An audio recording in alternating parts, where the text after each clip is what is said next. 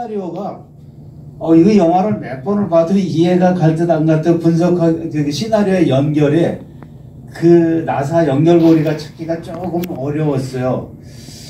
이 영화가 너무 고차원적으로 만드는 건지 아니면 허술했던 건지 냄새가 난다는 그런 씬에 있어서는 창문을 열고 이랬어야 되는 좀 과장된 표현이 있어야 되는데 그런 것도 안 나와서 저로서는 또 39분이라는 영화는 한 10분은 줄여도 될 것 같은 그런 느낌도 들었고요. 젊은 감독은 이걸 늘어놓기에 바빴던 것 같아요. 좀 압축의 미학이 없지 않았을까 하는 거고요. 이 감정선은 저 주인공이 말합니다. 나 같은 사람은 늘 가만히 있기만 해야 되냐. 나 같은 사람이라는 것은 나이가 들었기 때문에 아니면 능력이 없었기 때문에 나 같은 사람은 늘 가만히 당하기만 해야 되느냐. 근데 영화 중반에 이제 말은 합니다. 문제가 있는 거잖아요. 고용도 해고도 우리 책임은 아니에요. 그러니까 이 영화를 보면서 우리 사회 전반에 걸쳐서 구조적인 허술함이 굉장히 많이 얽혀 있어요. 감독은 그런 것을 갖다가 간접적으로 보여주는 시사고발성, 그 다음에 그 슬픈 내용을 코미디적으로 해석하는 그런 능력은 좋았다고 보여집니다. 노인은 말하죠. 일단 하나의 감정선들이 이제 교차되고 발전하는 선들인데 아무도 내 얘기를 들어주지 않는다. 이 영화에서는 아마도 감독은 나이가 드는 그런 거에 대해서 사회가 너무 무관심하지 않나 이런 걸 보여주지 않는가 그런 생각이 들었습니다. 아마도 그런 표현이 맞죠. 자, 이러한 주인공을 적나라하게 강조하고 보여주기 위해서 로케이션은 어디를 잡았느냐. 세운상가죠. 저 아래 세운상가 등 실제 서울에 존재하는 걸 사실적으로 보여주고 있고 거기에서 오가고 있는 주인공을 보여줍니다. 벌써 이 색채는 회색 톤, 하얀 톤, 블랙 톤 이런 톤 위주로 해서 우리는 이것을 이제 거의 채도가 무채색 계통의 색이라고 얘기를 하죠. 낡고 삭막한 공간, 노인의 소외감을 적나라하게 후면에 드러나면서 시각화시키고 있습니다. 이 공간 자체와 색깔 자체가 노인의 존엄성을 상징하는 것을 작가는 보여주고 있죠. 네.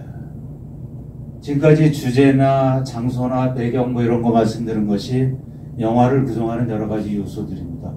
가장 중요한 게 카메라 촬영 기법이죠.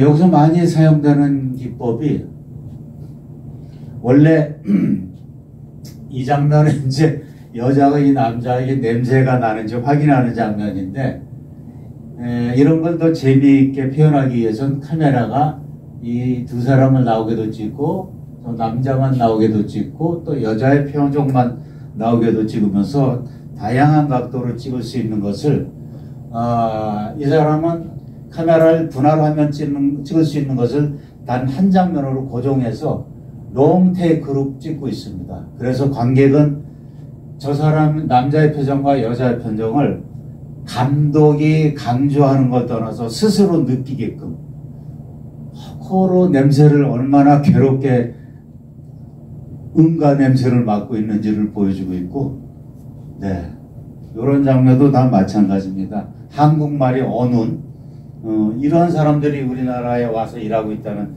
세태도 보여주고 있고요.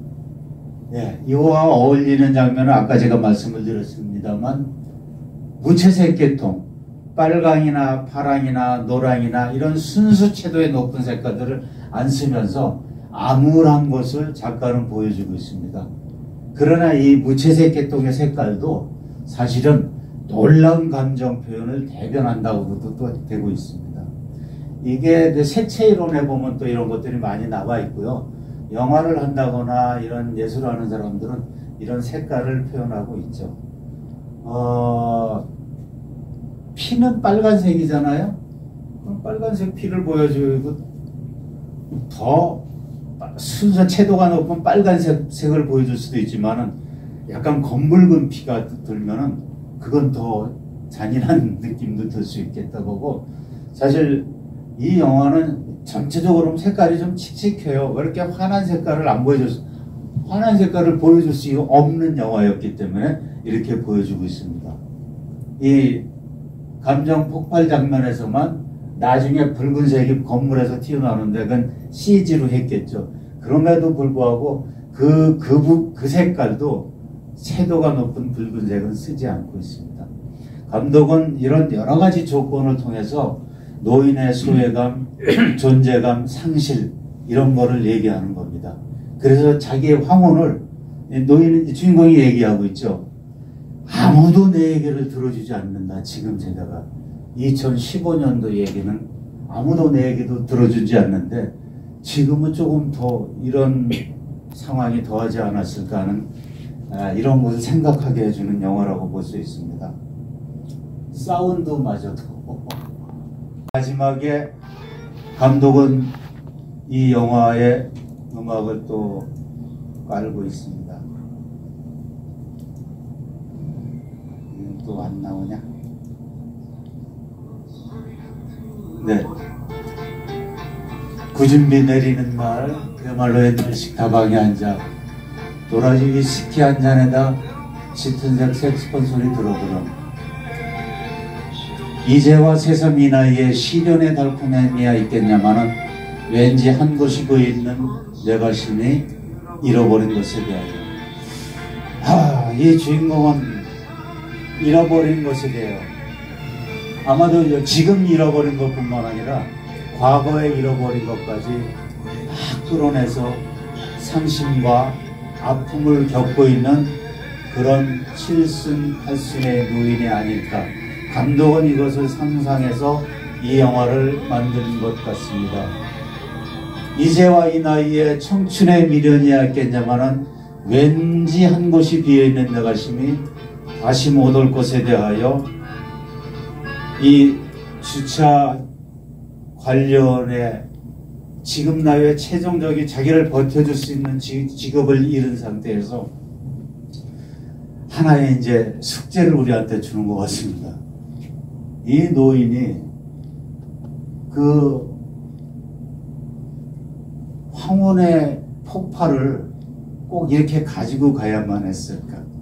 어떤 분들은 황혼의 꽃을 피워야 된다는데 이분은 황혼의 분노를 폭발하시는 걸로 갖고 가서, 물론 이런 분들이 지금 많이 있겠죠. 그래서 저는 우리가 노령화를 사는 시대에서 이런 분들을 사회가 보호해주고 같이 사는 시대가 되어야 되는데, 그 전에 나라면 이분의 입장에서 나라면 어떤 행동을 취했을까 하는 것을 한번 생각해보면 좋은 영화가 아니었을까 싶습니다.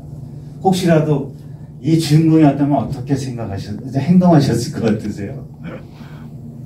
잘 모르겠는데. 네.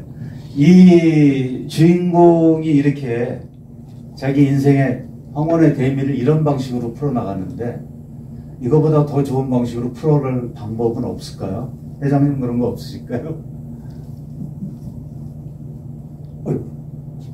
네, 그래서 또 뭐 길게 얘기하면은 여러 가지 얘기가 될 수도 있을 것 같은데, 저는 이제 이걸 감독은 이렇게 그렸지만은 좀 긍정적인 것을 끌어낼 수 있는 숙제를 하나 던졌으면 감독이 좀 좋지 않았을까 하는 생각을 합니다. 네, 마치겠습니다.